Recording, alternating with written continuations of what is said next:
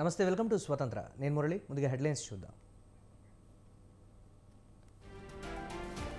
రేపటి నుంచి ఏపీలో పింఛన్ల పంపిణీ.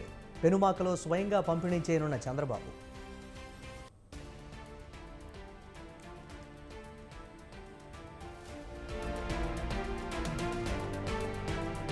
పోలవరానికి అంతర్జాతీయ నిపుణులు.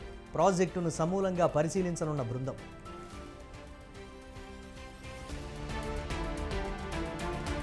పేదల ఆస్తులను ధ్వంసం చేస్తున్నారు. ప్రభుత్వం కక్ష సాధింపు చర్యలకు పాల్పడుతోందన్న మిథున్ రెడ్డి.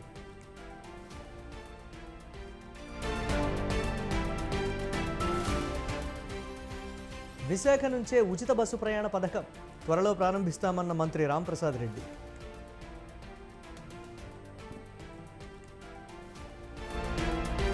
కేసీఆర్ బాటలోనే కాంగ్రెస్ నడుస్తోంది. కాంగ్రెస్ ఫిరాయింపులను ప్రోత్సహిస్తోందన్న కిషన్ రెడ్డి.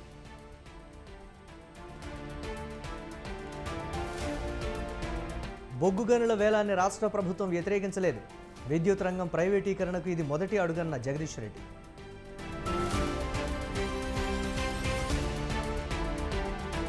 నిజామాబాద్లో ముగిసిన డిఎస్ అంత్యక్రియలు. తెలంగాణ ఏర్పాటు డిఎస్ కీలక పాత్ర పోషించారన్న రేవంత్.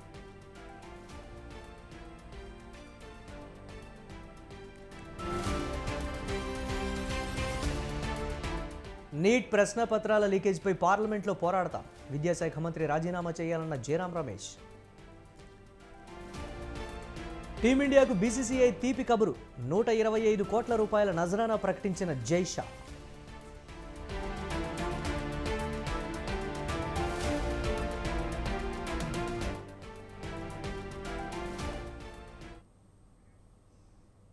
ఏపీలో రేపటి నుంచే పెన్షన్ల పంపిణీ ప్రారంభం కానుంది. రేపు ఉదయం నుంచే పెన్షన్ల పంపిణీ ప్రారంభించాలని ప్రభుత్వం నిర్ణయించింది. సామాజిక పెన్షన్ల పంపిణీ కార్యక్రమంలో ముఖ్యమంత్రి చంద్రబాబు నాయుడు స్వయంగా పాల్గొననున్నారు. ఉదయం 6 గంటల నుంచి పింఛన్దారుల ఇంటి వద్దే సొమ్మును పంపిణీ చేస్తారు. మంగళగిరి నియోజకవర్గం పెనుమాకలో ఉదయం 6 గంటలకు పెన్షన్ల పంపిణీ కార్యక్రమం ప్రారంభం కానుంది. అనంతరం జరిగే ప్రజావేదిక కార్యక్రమంలో పెన్షన్ లబ్ధిదారులు ప్రజలతో సీఎం ముచ్చటించనున్నారు. రాష్ట్రంలో ఒకే రోజు 65,18,496 మంది లబ్ధిదారులకు 4,408 కోట్లు పంపిణీ చేసేందుకు ప్రభుత్వం సిద్ధమైంది.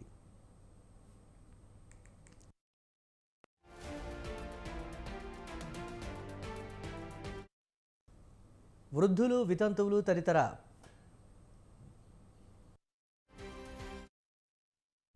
రేపు మీ అందరికీ తెలుసు, ఎన్నికల్లో హామీల భాగంగా చంద్రబాబు నాయుడు గారు, పవన్ కళ్యాణ్ గారు, మోడీ గారు అందరూ కలిసి ఏదైతే హామీలు ఇచ్చారో ఆ 5 హామీలను కూడా మొట్టమొదటి సంతకంతో అమలు చేసిన విషయం మీకు తెలుసు. దాంట్లో మొట్టమొదటిగా పెన్షన్ 3,000 నుంచి 4,000, మరి అదేవిధంగా అంగవైకల్యులకి 5,000 నుంచి 15,000, మొత్తం 65 లక్షల మందికి 4,408 కోట్ల రూపాయలని మరి రేపు పెన్షన్గా ప్రజలందరికీ ఇంటి దగ్గరికి తీసుకువెళ్ళి వాళ్ళ సంతోషంగా వాళ్ళ చేతుల్లో పెట్టే కార్యక్రమం రేపు చేయబోతా ఉన్నాం.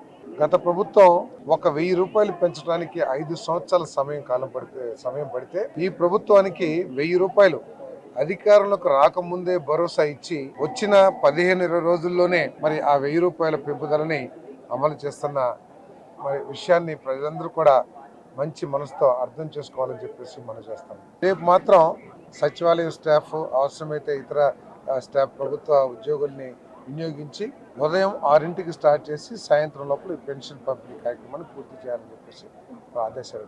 పెన్షన్ రేపు మీ అందరికీ తెలుసు, ఎన్నికల్లో హామీల భాగంగా చంద్రబాబు నాయుడు గారు, పవన్ వృద్ధులు, వితంతువులు తదితర 11 ఉప విభాగాలకు చెందిన వారి పెన్షన్ను 3,000 నుంచి 4,000కు పెంచిన నేపథ్యంలో 1వ తేదీన 4,000తో పాటు ఏప్రిల్, మే, జూన్ నెలకు సంబంధించిన ఎరియర్స్ కలుపుకొని మొత్తం 7,000 పంపిణీ చేయనున్నారు.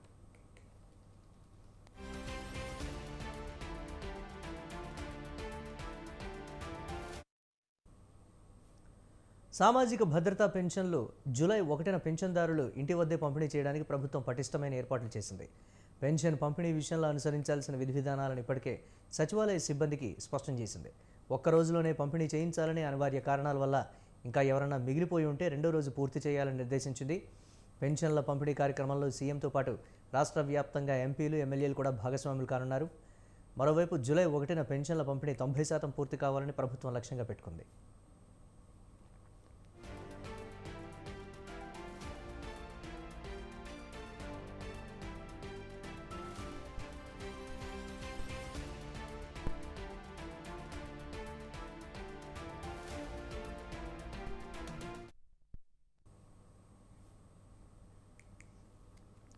జనసేన అధినేత AP deputy CM Pawan Kalyan రేపు పిఠాపురంలో పర్యటించనున్నారు. పిఠాపురం ఎమ్మెల్యేగా ఎన్నికైన అనంతరం తొలిసారి సొంత నియోజకవర్గానికి వెళ్తున్నారు పవన్ కళ్యాణ్. కాకినాడ జిల్లా పర్యటనకు వస్తున్న జనసేనానికి ఘన స్వాగతం పలికేందుకు కూటమి పార్టీల నాయకులు, కార్యకర్తలు సన్నాహాలు చేస్తున్నారు. డిప్యూటీ సీఎం పాల్గొనే కార్యక్రమాల ఏర్పాట్లు చేయడంలో అధికారులు నిమగ్నమయ్యారు.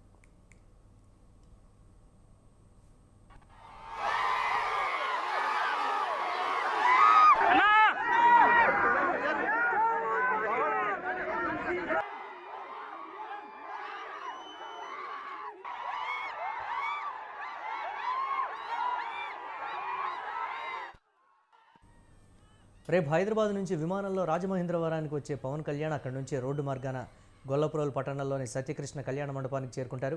అక్కడ జరిగే పెన్షన్ల పంపిణీ కార్యక్రమంలో పాల్గొంటారు. అనంతరం చేబ్రోలులో నివాసానికి చేరుకుంటారు. భోజన విరామం అనంతరం పిఠాపురం నియోజకవర్గ జనసేన నాయకులు, జన సైనికులు, వీర మహిళలతో జరిగే సమావేశంలో ఆయన పాల్గొని దిశానిర్దేశం చేస్తారు.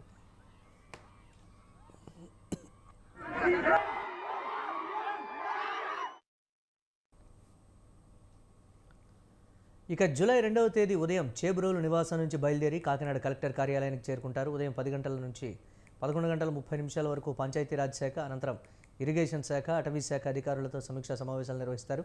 అనంతరం రోడ్డు కనెక్టివిటీ, రహదారుల పరిస్థితిపై అధికారులతో ప్రత్యేకంగా సమావేశమవుతారు.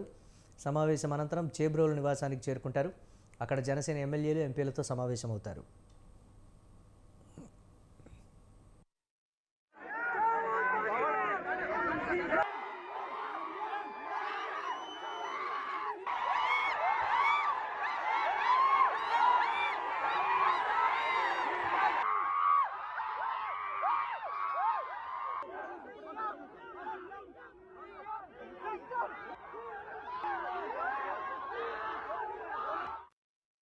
జూలై 3వ తేదీన చేబ్రోలు నివాసం నుంచి కొత్తపల్లి మండలం ఉప్పాడ చేరుకొని అక్కడ సముద్రపు కోత ప్రాంతాలను పరిశీలిస్తారు.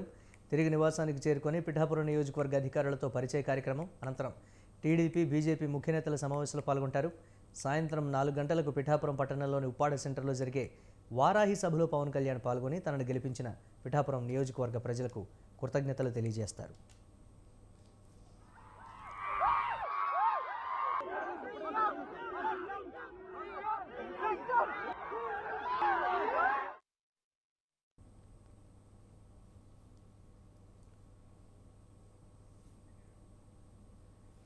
విత్తనాలు అమ్మే షాపుల ముందు ధరలకు సంబంధించి బోర్డులు పెట్టాలని కేంద్ర సహాయ మంత్రి పెమ్మసాని చంద్రశేఖర్ అన్నారు. నకిలీ విత్తనాలు పట్టుబడితే క్రిమినల్ కేసులు పెట్టే విధంగా కేంద్ర ప్రభుత్వం దృష్టికి తీసుకెళ్తామని తెలిపారు. తెలంగాణ నుంచి వచ్చే నకిలీ విత్తనాలకు అడ్డుకట్ట వేయడానికి చెక్పోస్ట్ వద్ద తనిఖీలు పటిష్టం చేస్తామని చెప్పారు. ఏ పార్టీకి సంబంధించిన వ్యక్తులైనా సరే నకిలీ విత్తనాలు అమ్మకాలు చేస్తే చట్ట ప్రకారం చర్యలు తీసుకుంటామని హెచ్చరించారు. అదేవిధంగా జీడీసీసీ బ్యాంకులో జరిగిన అక్రమాలపై విచారణ చేస్తామని కేంద్ర మంత్రి చెప్పారు. 70% ఆఫ్ ఆంధ్ర అంతా కూడా వ్యవసాయం మీద ఆధారపడినటువంటి కుటుంబాలు. వాళ్ళకి అన్ని విధాలుగా ఇబ్బందులు జరుగుతున్నాయి. ఎక్కడి నుంచి అంటే నకిలీ విత్తనాలు, నకిలీ ఎరువులు, ఒక్కొక్కసారి గిట్టుబాటు ధర లేకపోవటం. ఇప్పుడు మీరు విత్తనాలు తీసుకుంటే విత్తనాలు ప్రతి షాపు ముందు కూడా విత్తనాల ధరలు పెట్టాలి. ఇది according to the government rules ప్రకారం బోర్డ్స్ పెట్టాలి. బోర్డ్స్ పెట్టి ఆ ప్రైజెస్ పెట్టాలి ఏంటి అనేది. ఆర్టిఫిషియల్ స్కేర్సిటీ క్రియేట్ చేయడం కొంతమంది, ఇవన్నీ చేయటం వల్ల వాళ్ళు ఎక్కువ రేట్లు పెట్టి విత్తనాలు కొంటా ఉన్నారు. సో ఇంతకుముందు చంద్రబాబు నాయుడు గారు ఉన్నప్పుడు ఎటువంటి నామ్స్ అయితే ఉన్నాయో ఆ నామ్స్ అన్నిటినీ కూడా రీఎస్టాబ్లిష్ చేయమని అడుగుతూ ఉన్నాం. ఎందుకంటే కొన్ని చోట్ల 800 రూపాయలు ఉండేది 1500 రూపాయలకు అమ్ముతూ ఉన్నారు.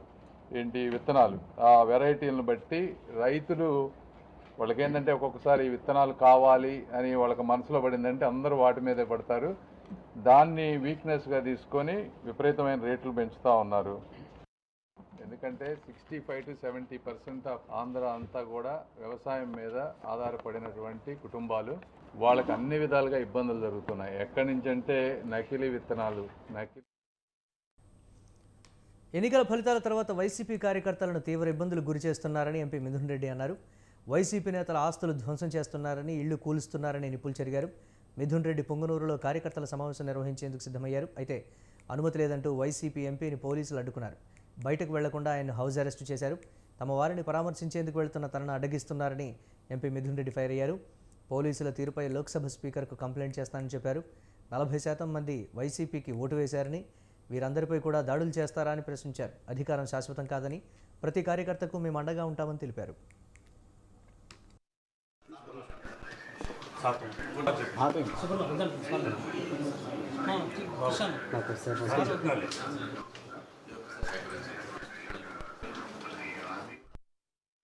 ఎలక్షన్ రిజల్ట్స్ వచ్చిన గత నెల రోజులుగా పొంగునూరు నియోజకవర్గంలో, రాజంపేట పార్లమెంటు పరిధిలో, అదేవిధంగా ఈరోజు మీడియాలో చూస్తున్నాము, రాష్ట్ర వ్యాప్తంగా కూడా ఈరోజు వైఎస్ఆర్ కాంగ్రెస్ పార్టీ నాయకులు, చిన్న చిన్న లీడర్లు, వీళ్ళందరిపైన ఆస్తులపైన భౌతిక దాడులు, అదేవిధంగా రకరకాల ఈరోజు దాడులు గురవడం చూస్తూ ఉన్నాము. ఇది చాలా దారుణమైన పరిస్థితి. మరీ ముఖ్యంగా పొంగునూరు నియోజకవర్గంలో ఎప్పుడూ లేని కొత్త సంస్కృతికి ఈరోజు తెరలేపుతా ఉన్నారు. జేసీబీలు, ఎక్స్క్వేటర్లు తీసుకొచ్చి పేదోళ్ళు వాళ్ళు కష్టపడి వాళ్ళ జీవితాంతం సంపాదించి చిన్న చిన్న ఇల్లులు, చిన్న సింగిల్ బెడ్రూమ్ ఇల్లు, చిన్న ఇల్లులు కూడా అవన్నీ కూడా జేసీబీలతో కూల్చేయడము, వాళ్ళ ఆస్తులన్నీ కూడా ధ్వంసం చేయడము, ఎక్కడో ఫ్యాక్షన్ నియోజకవర్గాల్లో చేసినట్లు చెట్లు, మామిడి చెట్లు అన్నీ కూడా వందలాది మామిడి చెట్లు, కాపుకొచ్చిన మామిడి చెట్లు అన్నీ కూడా నరికేయడము, ఈరోజు పొంగునూరు నియోజకవర్గంలో కానీ కోడూరు నియోజకవర్గంలో కానీ ఇవన్నీ కూడా ఒక మంచి సంస్కృతి కాదని చెప్పి కూడా నేను తెలియజేస్తా ఉన్నాను. ఎలక్షన్ రిజల్ట్స్ వచ్చిన గత నెల రోజులుగా ఏపీ మంత్రి రాంప్రసాద్ వివాదాస్పద వ్యాఖ్యలు చేశారు. వైసీపీ నాయకులను చంపినా ఒకటే, కుక్కను చంపినా ఒకటే అంటూ ఘాటు వ్యాఖ్యలు చేశారు. రాయలసీమను మాజీ మంత్రి పెద్దిరెడ్డి రామచంద్రారెడ్డి కుటుంబం దోచుకుందని మండిపడ్డారు. పేదలకు సెంటున్నర భూమి ఇవ్వని పెద్దిరెడ్డి కుటుంబం రాయలసీమలో మాత్రం 10,000 ఎకరాలు కాజేసిందని సంచలన ఆరోపణలు చేశారు. పాదయాత్రలో జగన్ బూట్లకు లేసులు వేసిన వ్యక్తి మిథున్ రెడ్డి అని ఆగ్రహం వ్యక్తం చేశారు. గంగిరెద్దుల్లా తల ఊపుతూ తిరిగే జగన్ కేబినెట్ మంత్రుల్లా తాము పనిచేయమని, సీఎం చంద్రబాబు మంత్రులకు పూర్తి స్వేచ్ఛ ఇచ్చారని అన్నారు. రాబోయే రోజుల్లో ప్రజా సొమ్ము తిన్న నేతలపై కఠిన చర్యలు తీసుకుంటామని మంత్రి రాంప్రసాద్ హెచ్చరించారు. చేస్తా అంటే బూట్లు తొడుక్కుంటా అంటే లేసులు కొట్టిన వాడు ఇతను. బూట్లు తొడుక్కుంటా అంటే పాదయాత్రలో జగన్మోహన్ రెడ్డి, లేసులు కొట్టిన మిథున్ రెడ్డి. రమ్మను, వాళ్ళు దైవంగా భావించే చదువు అయ్యప్ప స్వామి గుడికి రమ్మని చెప్పు.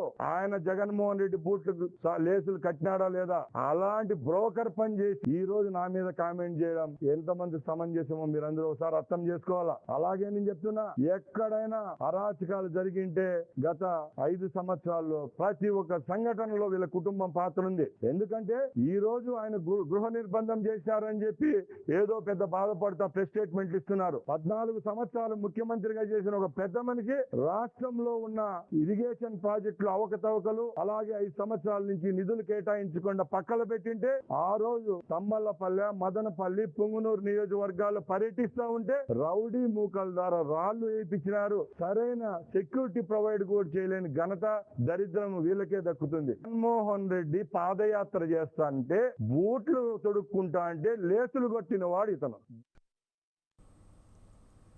ఇచ్చిన మాట ప్రకారం లబ్ధిదారులకు పెన్షన్ అందిస్తున్నామని అన్నారు మంత్రి కందుల దుర్గేష్. వైసీపీ పాలనపై విమర్శలు గుప్పించిన ఆయన గత ప్రభుత్వం రబీ సీజన్ ధాన్యం డబ్బులను ఇప్పటికీ ఇవ్వలేదని విమర్శించారు. పోలవరం ప్రాజెక్టు పడకేసిందని ఎద్దేవా చేశారు. పర్యాటక రంగంగా పాపికొండలను అభివృద్ధి చేస్తానని, గతంలో జరిగిన ఇబ్బందులను దృష్టిలో పెట్టుకుని టూరిస్టులు ఇబ్బంది పడకుండా అన్ని చర్యలు తీసుకుంటామని హామీ ఇచ్చారు కందుల దుర్గేష్. పోలవరం ప్రాజెక్టు పూర్తిగా పడకేసింది అనేటువంటి మాట మనందరికీ స్పష్టంగా. సాక్షాత్తు నిన్న ముఖ్యమంత్రి గారే ఒక వీడియో ప్రదర్శన చేశారు. అందులో జలవనరుల శాఖ మంత్రి అంబటి రాంబాబు గారు అసలు ఈ పోలవరం ప్రాజెక్ట్ ఏంటో నాకు అర్థం కావట్లేదు, ఇందులో ఒక్క విషయం కూడా అర్థం కాలేదనేటువంటి మాట విసుగుగా చెప్పేసాడంటే ఆయన ఆ ప్రభుత్వం తాలూకు విధానం మనకు అర్థం అవుతుంది. ఇందులో ఆయన ఏదో హాస్యంగా మాట్లాడాడు, లేకపోతే ఒక పాయింట్ చెప్పాడు అనేటువంటిది కాదు. మొత్తంగా చూసుకుంటే ఆ ప్రభుత్వానికి దానిపై చిత్తశుద్ధి లేదనేటువంటి ఆ ఒక్క మాట చాలు మనకి. ఏంటి, నీకు కేటాయించినటువంటి శాఖ తాలూకు వివరాలు ఆ శాఖ మంత్రికి తెలియటం లేదు, దాని అస్పష్టంగా ఉంది, అగమ్యగోచరంగా ఉంది అనేటువంటి మాట ఆ మంత్రి చెప్పారు అంటే ఆ ప్రభుత్వం యొక్క విధానం ఎలా ఉందో అర్థం చేసుకునే ఆ రోజు ముఖ్యమంత్రి గారు అలా మాట్లాడుతున్నాం, దీన్ని వెంటనే సరిదిద్దాలనేటువంటి మాట కూడా చెప్పలే. కాపర్ డ్రామ్ అంటే వాళ్ళకి తెలియదు, డయాఫ్రమ్ వాల్ అంటే అర్థం కాదు. పోలవరం ప్రాజెక్టు విషయంలో పోలవరం ప్రాజెక్టు పూర్తిగా పడకేసింది అనేటువంటి మాట మనందరికీ స్పష్టంగా. రాష్ట్ర ఖజానాను జగన్ ఖాళీ చేసిన పేదలకు ఇచ్చిన మాట నిలబెట్టుకుని జూలై 1న టీడీపీ సర్కార్ పెన్షన్లు అందజేస్తోందని మంత్రి రామానాయుడు అన్నారు. పశ్చిమ గోదావరి జిల్లా పాలకొల్లు మండల పరిషత్ కార్యాలయంలో పెన్షన్ల పంపిణీపై అధికారులతో ఆయన సమీక్షించారు. పెన్షన్లు పెంచిన సొమ్ము లబ్ధిదారులకు నేరుగా అందించాలని మంత్రి ఆదేశించారు. ఏపీలో మొత్తం 65.18 లక్షల మందికి 4,404 కోట్ల రూపాయలు పెన్షన్లుగా అందజేస్తున్నట్లు చెప్పారు రామానాయుడు. లబ్ధిదారులకు చంద్రబాబు నేరుగా పెన్షన్ పంపిణీ చేస్తారన్నారు. పెన్షన్లను సీఎం నేరుగా అందించడం చరిత్రాత్మకమని అన్నారు. తిప్పడం, జగన్ బ్రాండ్ అంబాసిడర్ అవుతే ఇచ్చిన మాట నిలబెట్టుకోవడం, మొట్టమొదటి ప్రమాణ స్వీకారం చేసిన తర్వాత పెట్టినటువంటి సంతకాలని అమలు చేయడం, అది చంద్రబాబు నాయుడు గారికి సాధ్యమైంది. ఏదైతే రేపు 1వ తేదీన విడతల వారి పింఛన్ పెంపు కాదు, ఒకేసారి అన్న మాట ప్రకారం పెంచినటువంటి పింఛన్ పెంచేటువంటి 1వ తేదీ చారిత్రాత్మకమైనటువంటి రోజు అని చెప్పి ముందుగా తెలియజేస్తూ ఉన్నా. మరి ఏప్రిల్ నెలలో ఏదైతే చెప్పామో, మరి ఏప్రిల్, మే, జూన్ అప్పుడు ఆ బ్యాలెన్స్ ఏప్రిల్ 1000, మే 1000, జూన్ 1000, 3000 ప్లస్ ఇప్పుడు పెంచినటువంటి పింఛన్ 4000, మొత్తం 7000 రూపాయలు రేపు 1వ తేదీన ఆ వృద్ధులు, వితంతులు, దివ్యాంగులు మరి అందుకుంటున్నటువంటి పరిస్థితి. ఎవరైతే దివ్యాంగులు అయితే మరి గతంలో 3000 రూపాయలు పింఛన్ ఏదైతే ఉందో, మరి ఆ 3000 రూపాయలని రేపు 6000 రూపాయలకి పెంచి, అది కూడా 3 నెలల బ్యాలెన్స్ ఏదైతే 3 3 9000 రూపాయలు ప్లస్ 6000 రూపాయలు, అంటే 15000 రూపాయలు ఇవాళ దివ్యాంగులకు. టీడీపీ నేతృత్వంలోని కూటమి ప్రభుత్వం తీసుకుంటున్న నిర్ణయాలను మాజీ మంత్రి బొత్స సత్యనారాయణ ప్రశ్నించారు. పార్టీ ఆఫీసులు, యూనివర్సిటీ వీసీలపై జరుగుతున్న ఘటనలు దురదృష్టకరమన్నారు. యూనివర్సిటీ వీసీలను ఎంపిక చేసేది గవర్నర్ అని గుర్తు చేశారు. ద్రవిడ యూనివర్సిటీలో తప్పులు జరిగితే అప్పటి వీసీపై చర్యలు తీసుకున్నామన్నారు. తమ ప్రభుత్వ హయాంలో డిఎస్సి పోస్టులు మొత్తం 6000 పోస్టులు మాత్రమే ఖాళీ ఉన్నాయని అంచనా వేశామని, ప్రస్తుత ప్రభుత్వం 16,000 పోస్టులు ఎలా భర్తీ చేస్తున్నారో అర్థం కావడం లేదన్నారు.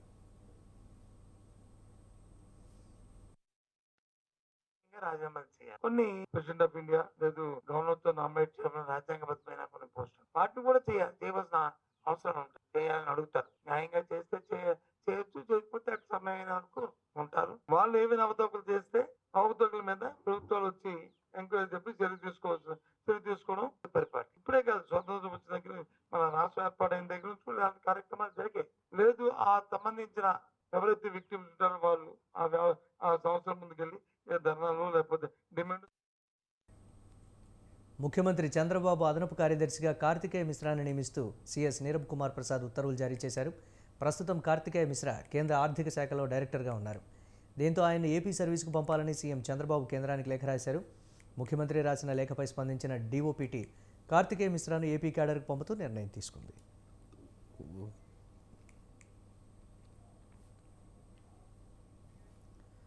ఎన్నికల్లో ఇచ్చిన హామీలకు కాంగ్రెస్ ప్రభుత్వం తూట్లు పొడుస్తోందని కేంద్ర బొగ్గు గనుల శాఖ మంత్రి కిషన్ రెడ్డి మండిపడ్డారు.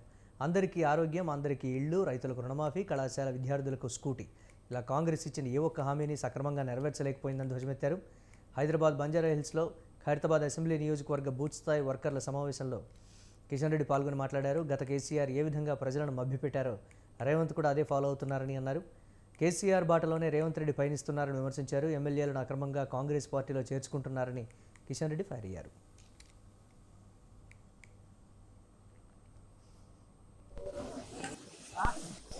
అధికారంలోకి వచ్చినటువంటి కాంగ్రెస్ పార్టీ ప్రభుత్వం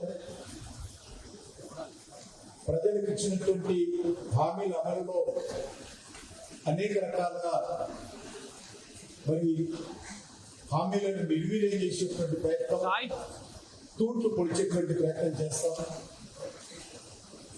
అది అందరికీ ఆరోగ్య విషయంలో కావచ్చు, రైతులకు ఆర్థిక సాయం చేసే విషయంలో కావచ్చు, నిరుద్యోగులకు నిరుద్యోగ వృత్తి విషయంలో కావచ్చు, మహిళలకు నెలకు 2,500 రూపాయల విషయంలో కావచ్చు,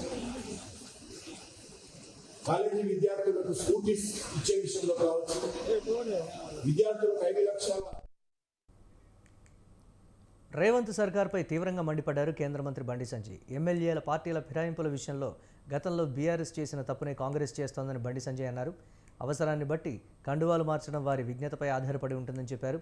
రాష్ట్రంలో కొత్త ప్రభుత్వం ఏర్పడి 6 నెలలు గడుస్తున్నా ఇప్పటి వరకు నియోజకవర్గాలకు నిధులు కేటాయించకపోవడం దారుణమన్నారు. బీజేపీ ఎమ్మెల్యేలకు నిధులు ఇవ్వడం లేదని ఆగ్రహం వ్యక్తం చేశారు. కేంద్రంలో తమ ప్రభుత్వం రేవంత్ సర్కార్కి అన్ని విధాలుగా సహకరిస్తున్నా తమ ఎమ్మెల్యేల పట్ల వివక్ష చూపడం సరికాదన్నారు. కేంద్రం కూడా కేవలం బీజేపీ పార్టీ అధికారంలో ఉన్న రాష్ట్రాలకే నిధులిస్తామంటే కాంగ్రెస్ ఏం సమాధానం చెప్తుందని నిలదీశారు. నిధులు ఇవ్వకుండా అవమానానికి గురి చేస్తే బీఆర్ఎస్కు పట్టిన గతే కాంగ్రెస్కు పడుతుందని బండి సంజయ్ హెచ్చరించారు.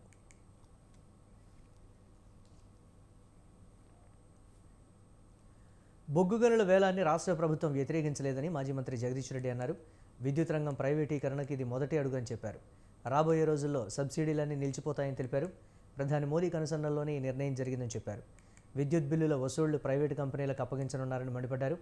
ప్రైవేటు వ్యక్తుల చేతికి విద్యుత్ బిల్లుల వసూళ్ల ప్రక్రియ చేస్తున్నారని ధ్వజమెత్తారు. ప్రభుత్వం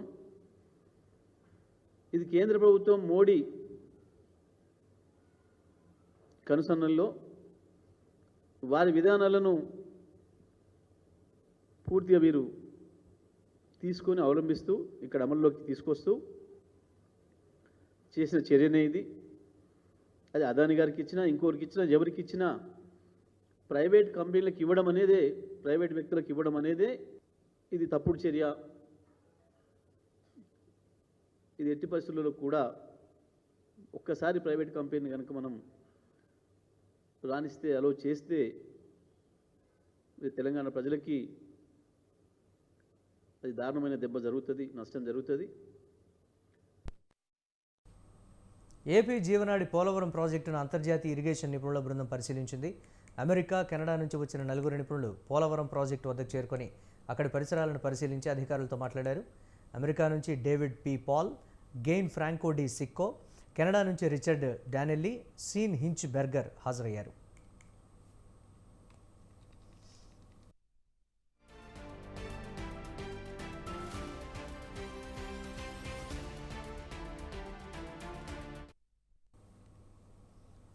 డయాఫ్రమ్ వాల్, 2 కాపర్ డ్యామ్లు, గైడ్ బండ్లను నిపుణులు పరిశీలించారు. ప్రాజెక్టు డిజైన్ల నుంచి నేటి పరిస్థితి వరకు సమగ్ర అధ్యయనం చేస్తారు.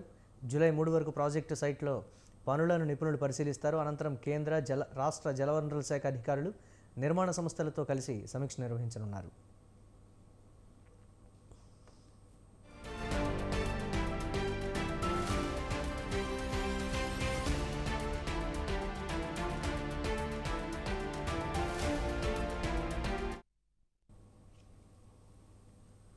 గత 5 ఏళ్ల తప్పుడు నిర్ణయాల కారణంగా అసలు పోలవరంలో ఎంత నష్టం జరిగిందో కూడా చెప్పలేని స్థాయిలో ప్రస్తుత పరిస్థితులు నెలకొన్నాయి. దీంతో అంతర్జాతీయ నిపుణులను రాష్ట్ర ప్రభుత్వం రంగంలోకి దింపింది.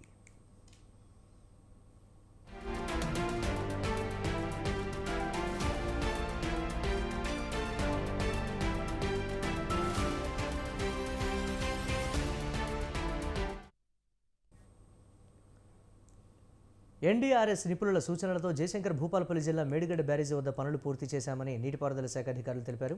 గత వారం 10 రోజులుగా ఎగువన కురుస్తున్న వర్షాలతో ప్రాణహిత, గోదావరి నదుల్లో వరద ప్రవాహం పెరగడంతో 8,000 క్యూసెక్కుల నీటిని బ్యారేజ్లో ఉన్న 85 గేట్లు ఎత్తి దిగువకు పంపించారు. 6వ బ్లాక్లో ఉన్న 3 గేట్లను మూసివేశారు.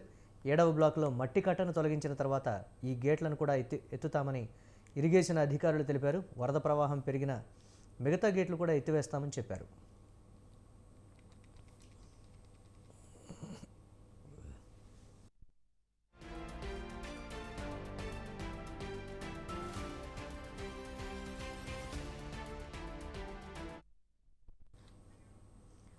సీనియర్ రాజకీయ నేత డి శ్రీనివాస్ అంత్యక్రియలు నిజామాబాద్ శ్మశాన వాటికలో ముగిశాయి. డిఎస్ పెద్ద కుమారుడు ధర్మపురి సంజయ్ అంతిమ సంస్కారాలు నిర్వహించారు.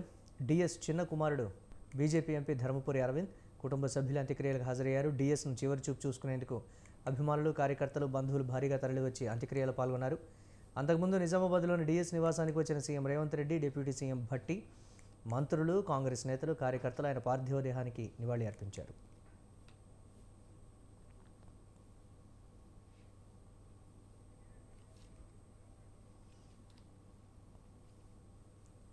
కాంగ్రెస్ పార్టీకి డి శ్రీనివాస్ ఎంతో సేవ చేశారని సీఎం రేవంత్ రెడ్డి అన్నారు. తెలంగాణ రాష్ట్ర ఏర్పాటులో డిఎస్ కీలక భూమిక పోషించారని గుర్తు చేశారు. ఆయన ప్రత్యేక చొరవతోనే 2004లో సోనియా తెలంగాణ ఏర్పాటు ఆమోదించారని 2009లో సోనియా తెలంగాణ ఏర్పాటును ఆమోదించారని అన్నారు. నిజామాబాద్లోని డిఎస్ ఇంటికి వెళ్లిన సీఎం రేవంత్ రెడ్డి ఆయన భౌతికాయానికి నివాళి అర్పించి కుటుంబ సభ్యులకు ధైర్యం చెప్పారు. డిఎస్ కుమారులు సంజయ్, అరవింద్లను సీఎం రేవంత్ పరామర్శించారు. కాంగ్రెస్ అధినేత్రి సోనియా గాంధీతో డిఎస్కు మంచి అనుబంధం ఉందని, బడుగు బలహీన వర్గాల నేతలను ప్రోత్సహించారని ప్రశంసించారు. డిఎస్ భౌతికాయం మీద కాంగ్రెస్ జెండా ఉండాలన్నది ఆయన చివరి కోరిక అని రేవంత్ రెడ్డి తెలిపారు. ఆయన కుటుంబానికి ప్రభుత్వం ఎల్లప్పుడూ అండగా ఉంటుందని హామీ ఇచ్చారు.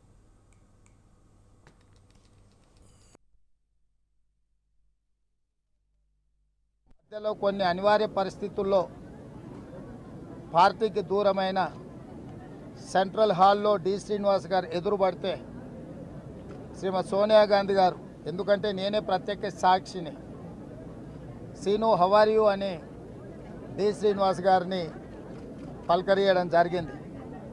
అప్పుడు నేను డి శ్రీనివాస్ గారు మన పార్టీలో లేరు తెలుసు కదా మేడము అని అంటే, పార్టీలో లేకపోయినా డి శ్రీనివాస్ మన మనిషి మనవాడు అని చెప్పి శ్రీమతి సోనియా గాంధీ గారు ఆప్యాయంగా డి శ్రీనివాస్ గారిని గుర్తించి పలకరించింది. డి శ్రీనివాస్ గారు మధ్యలో కొన్ని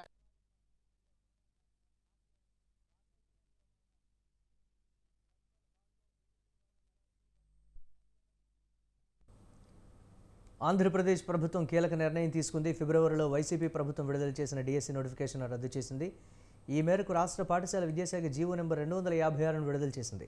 ఫిబ్రవరి నెలలో వైసీపీ ప్రభుత్వం 6100 పోస్టులతో డిఎస్సి నోటిఫికేషన్ విడుదల చేసింది. ఎన్నికలు సమీపిస్తూ ఉండడంతో హడావిడిగా డిఎస్సి నోటిఫికేషన్ ఇచ్చింది. అయితే ఎన్నికల వేళ తాము అధికారంలోకి వస్తే మెగా డిఎస్సిని విడుదల చేస్తామంటూ టీడీపీ కూటమి ప్రకటించింది. రాష్ట్రంలో టీడీపీ కూటమి ప్రభుత్వం ఏర్పడడంతో మెగా డిఎస్సి నోటిఫికేషన్ విడుదలపైనే తొలి సంతకం చేశారు ముఖ్యమంత్రి చంద్రబాబు. ఈ నేపథ్యంలో పాత డిఎస్సిని రాష్ట్ర ప్రభుత్వం రద్దు చేసింది.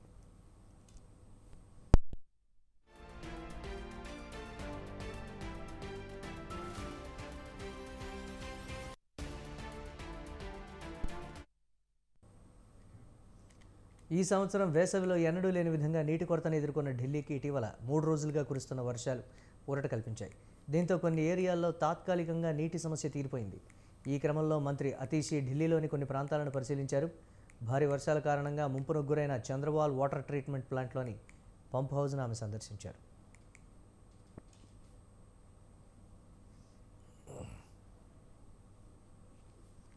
మరమ్మతులు త్వరగా పూర్తి చేయాలని, తిరిగి ఇలాంటి సమస్యలు పునరావృతం కాకుండా చూసుకోవాలని అధికారులను ఆదేశించారు. అనూహ్య వర్షాల వల్ల ఈ ప్లాంట్లో మోటార్లు దెబ్బతినడంతో సెంట్రల్ ఢిల్లీలోని అనేక ప్రాంతాల్లో నీటి సరఫరాకు అంతరాయం ఏర్పడింది. ఈ సమస్యను పరిష్కరించడానికి జల్ బోర్డు త్వరగా పనిచేసింది. ప్లాంట్ దాదాపు 80% మరమ్మతులకు గురైంది. నీటి సరఫరా త్వరలో సాధారణ స్థితికి వస్తుందని అతీషి తెలిపింది.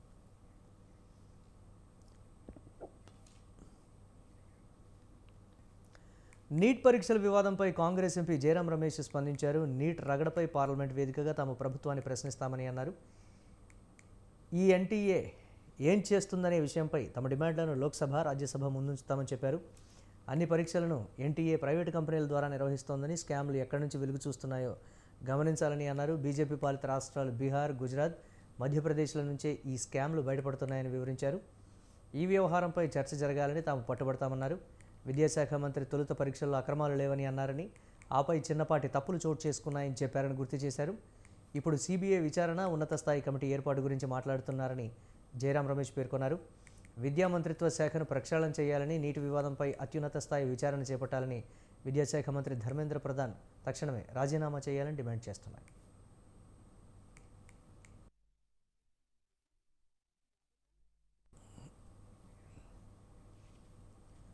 టీ20 ప్రపంచ కప్ 2024లో ఛాంపియన్గా నిలిచిన టీమిండియాకు భారత క్రికెట్ నియంత్రణ మండలి భారీ బహుమతిని ప్రకటించింది. 11 ఏళ్ల ఐసీసీ ట్రోఫీ నిరీక్షణకు తెరదించిన భారత జట్టుకు 125 కోట్ల ప్రైజ్ మనీని ప్రకటించింది.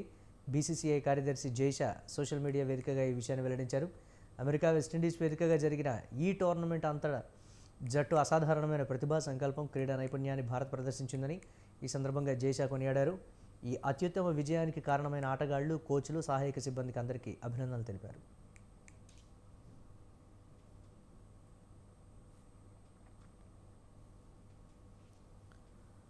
కాగా టీ20 ప్రపంచ కప్ 2024 ఫైనల్లో భారత్ 7 పరుగుల తేడాతో దక్షిణాఫ్రికాను ఓడించింది. ఫలితంగా 11 ఏళ్లుగా ఐసీసీ ట్రోఫీ కోసం భారత్ కొనసాగిస్తున్న నిరీక్షణకు తెరదించింది. 150 కోట్ల మంది ప్రజల్లో సంతోషాన్ని నింపింది. ఈ విజయం పట్ల సంతోషంగా ఉన్న బీసీసీఐ ఈ మేరకు ఆటగాళ్ల కోసం భారీ ప్రైజ్ మనీని ప్రకటించింది. टूर्नामेंट को भी रसप्रद बना दिया, रोचक बना दिया. మరోవైపు భారత క్రికెట్ జట్టును చూసి గర్విస్తున్నామని ప్రధాని నరేంద్ర మోదీ టీమిండియాకు అభినందనలు తెలిపారు. ఈ మ్యాచ్ చరిత్రాత్మకమైనదని, టీ20 ప్రపంచ కప్ను భారత జట్టు తమదైన స్టైల్లో ఇంటికి తీసుకొచ్చిందంటూ ప్రశంసలు కురిపించారు.